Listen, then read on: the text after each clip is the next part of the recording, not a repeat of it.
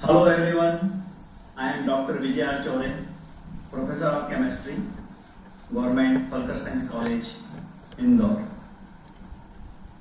First of all, I would like to extend a very warm thanks to Dr. Professor Gopal Jaiswal, Principal, Government Autonomous PG College, Chhindwara, Dr. Irfan Ahmed, Convener, Dr. Meena Swami, Organizing Secretary, Dr. Susanna Lal and Dr. Ritu Sharma, Co-Organizing Secretary, and all team members for organizing a webinar on current issue. I am also thankful for giving me opportunity to speak on this current novel topic, COVID-19.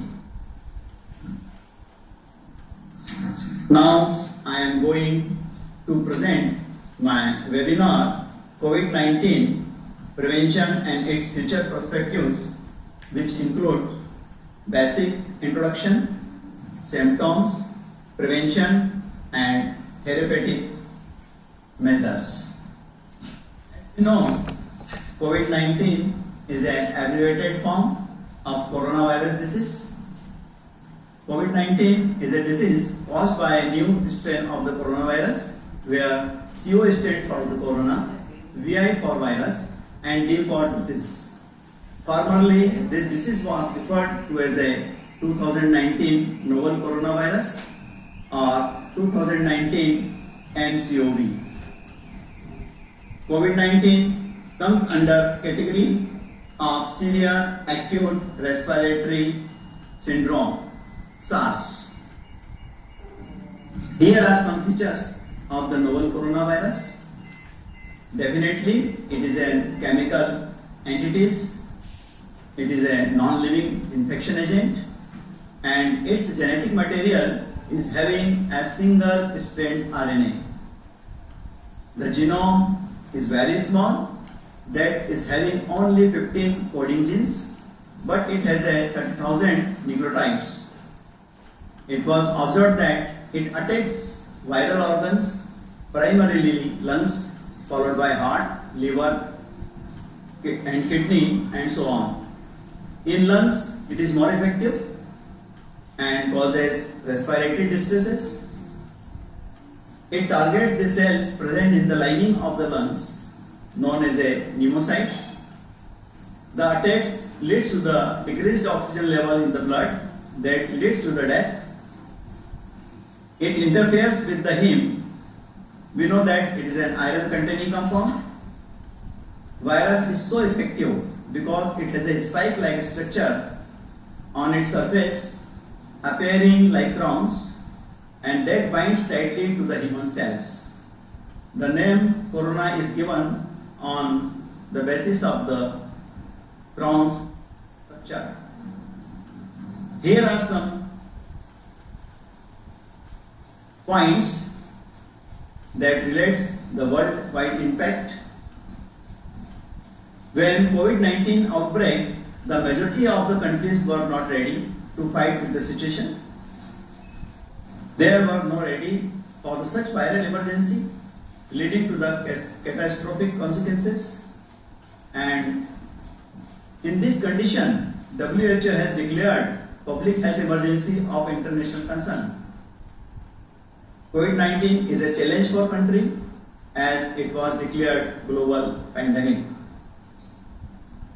It is a good news that all countries are giving significant amount of the attention towards disease controlling. Scientists and researchers are working constantly to find the solution to this potentially fatal disease. Let us see the symptoms based on its severity.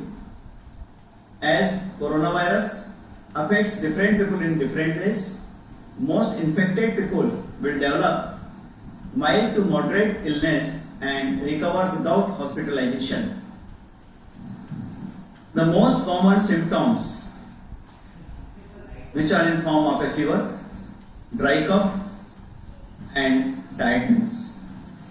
As less common symptoms, we may include aches and pains, sore throat, diarrhea, sometimes conjunctivitis, headache, and there may be a loss of taste or a smell, but some people may have rashes on skin or discoloration of fingers or toes. Some serious symptoms are also there. In case of the serious condition, we will find that difficulty in breathing or shortness of breath, chest pain or pressure, and there may be a loss of speech or movement. In serious condition, the person should seek immediate medical attention. People with the mild symptoms who are otherwise healthy should manage their symptoms at home. On average, it takes 5 to 6 days from when someone comes in contact with the virus for symptoms to show. However, it is up to 40 days. The main aim of the webinar is to know about the prevention from this COVID-19. So it is better to prevent the spread of COVID-19. We know that prevention is so far best practice in order to reduce the impact of the COVID-19, considering the lack of treatment, as there is no vaccine and treatment available so far. It is advised better to avoid exposure to the virus as it spreads due to the coughing, sneezing and physical contact. For that, we have used face masks while interacting with outsiders. We have to clean our hands for 20 seconds by using soap and water or an alcohol-based hand rub. One should maintain safe distance of 1 meter or 3 feet from anyone who is coughing or sneezing. We have not to touch eyes, nose or mouth with unwashed hands. We have to cover nose and mouth with the bent elbow or a tissue when we are having cough or sneeze. It is better to stay home if someone feels unwell. If someone is having a fever, cough and difficulty in breathing, he should seek medical attention immediately. We have to follow the directions of local health authority and avoid unneeded visits to medical facilities or any other places. Avoid close contact with the people who are sick. It is suggested that to disinfect surfaces such as buttons, door handles, doorknobs, hard surfaces often. For cleaning our hands, we are using the sanitizers, soaps. WHO recommended 2 formulae for the preparation of the sanitizer. One includes ethanol, glycerol and hydrogen peroxide, and the suggested percentage. And in second one, we may use 2-propanol, glycerol, hydrogen peroxide mixture. We can also prepare sanitizer at home using alcohol, neem water, camphor and glycerol. We have to hand sanitizer that must contain ethanol, isopropanol and propanol or a combination of these 3 alcohols. All are effective against lipid-wrapped viruses like the novel coronavirus. We have to wash our hands with soap and water when they are having a visible dirtiness. If our hands are not visible dirty, then we have to clean them by using alcohol-based Sodium hypochlorite is also suggested as a disinfectant. We know that sodium hypochlorite is a chlorine-based disinfectant and generally used on inanimate objects. Now for wound cleaning, we never use more than 0.5% of its concentrations. So concentration is more important. Slight variation in the concentration will be harmful. The WHO has also advised that bleach and disinfectant should be used carefully to disinfect surfaces only. So it can be used for cleaning vegetables and fruits, but in adequacy.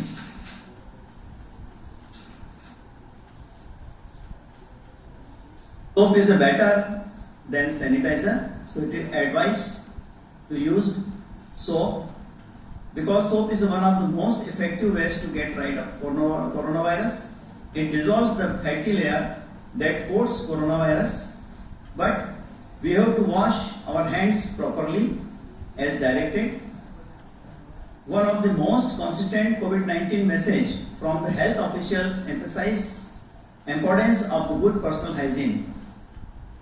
Washing of hands with soap is one of the simplest and most effective way of killing coronavirus. We know that over millions of people worldwide are now confirmed to be infected with COVID-19. We do not yet have an empirical cure or a vaccine for this potentially fatal disease.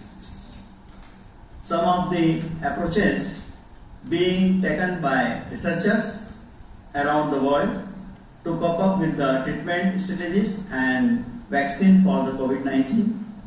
According to the recent therapeutic strategies by Ministry of Health and Family Welfare and Ministry of Ayush emphasize on immunity boosting measure care, which includes measures for enhancing immunity, drink warm water, practice yogasana, pranayam and meditation.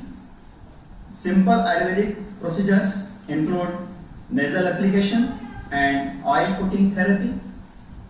Ayurvedic immunity enhancing tips includes drinking herbal tea and golden milk. Take steam inhalation if there is a dry cough or sore throat.